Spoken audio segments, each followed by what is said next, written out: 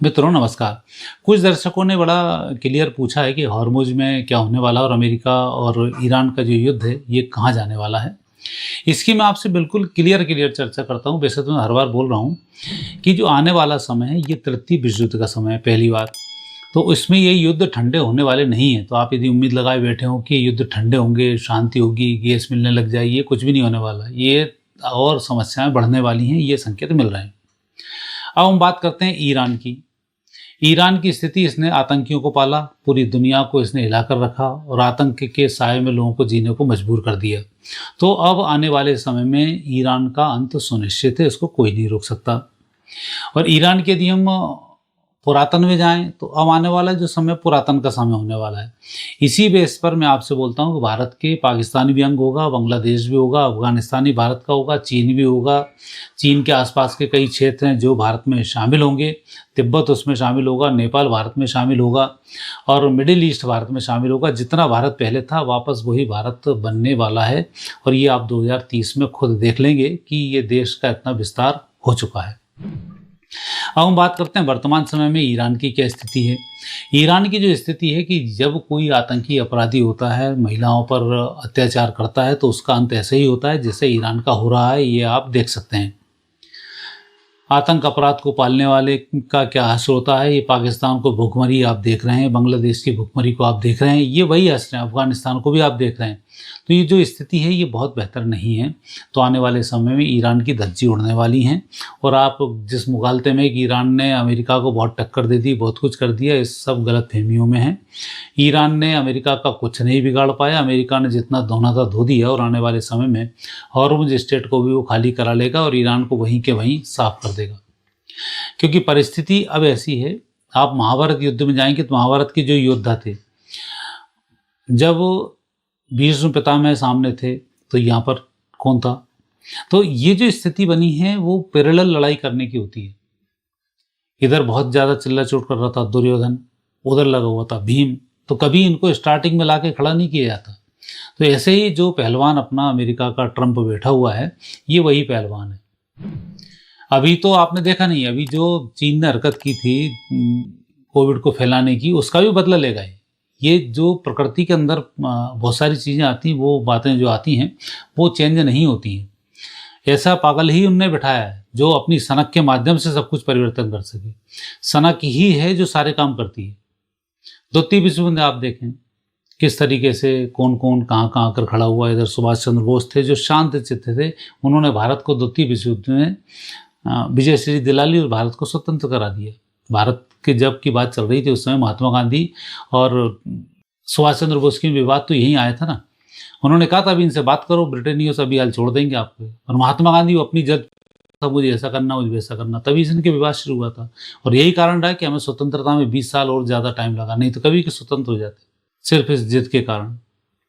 मिसोलिनी को देखें, वो अपना उधर लगा हुआ था। हिटलर को देखें, वो अपना उधर लगा हुआ था। सब सनकी तो थे ही, लेकिन इन सनकियों के बीच में एक ऊर्जावान व्यक्ति था सुभाष चंद्र बोस जो भारत को लेकर आ गया।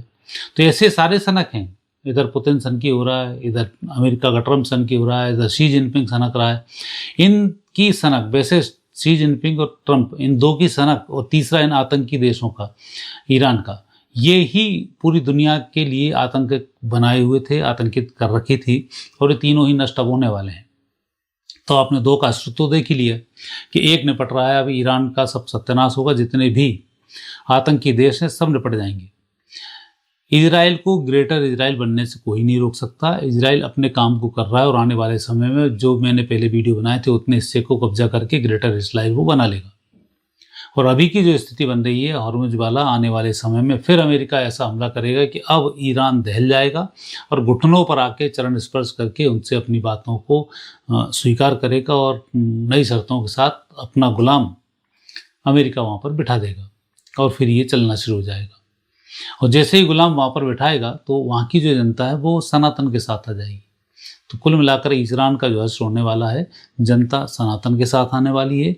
वहाँ जितने आतंकी ईरान ने जितने पाल रखे हैं, चाहे टर्की में बसे हों, चाहे पाकिस्तान में बचे हों, चाहे सीरिया में हो, चाहे लेबनान में हो, ये सब नष्ट होने वाले हैं।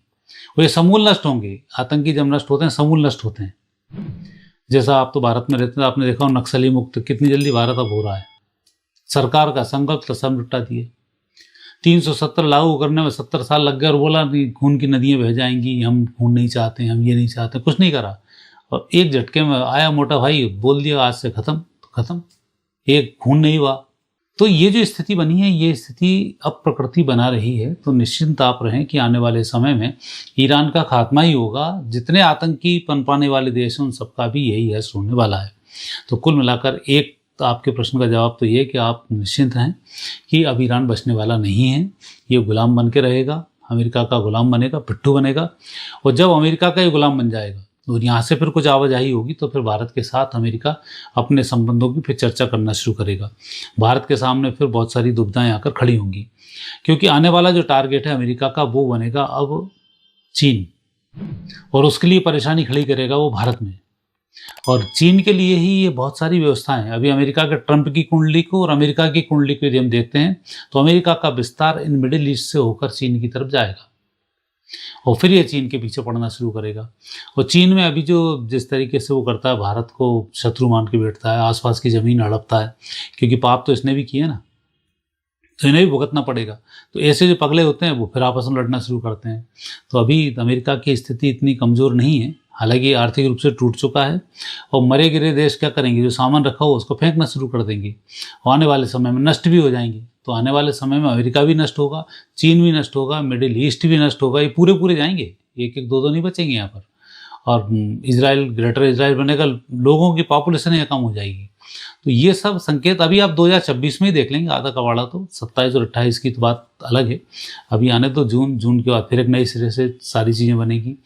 तो जुलाई तक तो मुझे लगता है कि 7 जुलाई से पहले तो ये खुद ही ईरान सरेंडर कर देगा अमेरिका के सामने, और फिर स्थिति बदलेंगी। और वहाँ राजनीतिक घटनाक्रम, जैसे ही राहु आएगा गुरु में, तो राजनीतिक घटनाक्रम चेंज होने शुरू होंगे।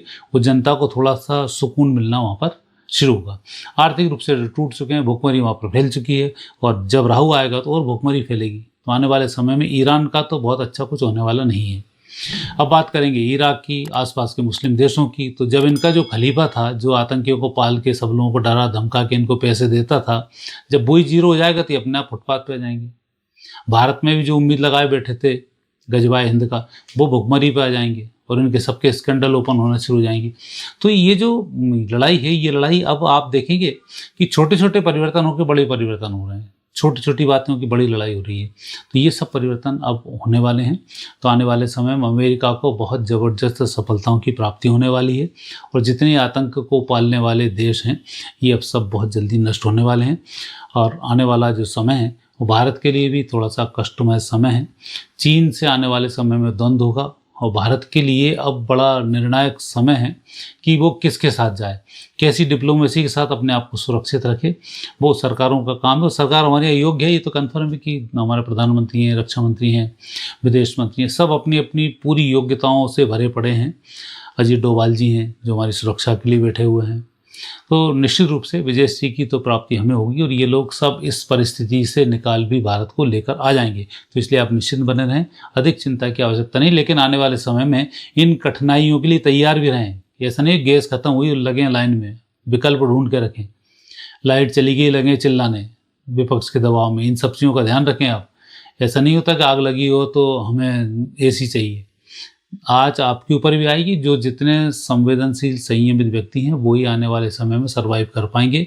बाकी उतावले, आग लगाने वाले, भीड़ लगाने वाले, दूसरों की बातों में आके कूदने वाले, बलगलाने वाले, अब इन सब लोगों का समय 2026 इनका आखिरी है। 27 में ये कोई भी लोग सरवाइव नहीं कर पाएंगे। 27 के बाद जो दुनिया बनेगी वो नई दुनिया होगी, और नई दुनिया की आहट तो 2022 से आनी शुरू हो गई थी, और 28 के बाद और तेज़ी से बढ़ेगी। 32 के बाद फिर आने वाला समय बहुत ही श्रेष्ठ समय होने वाला है। तो मित्रों, आज इतना ही। आगे फिर नए विषय के साथ आपसे भेंट होगी। आगे दीजिए, नमस्कार।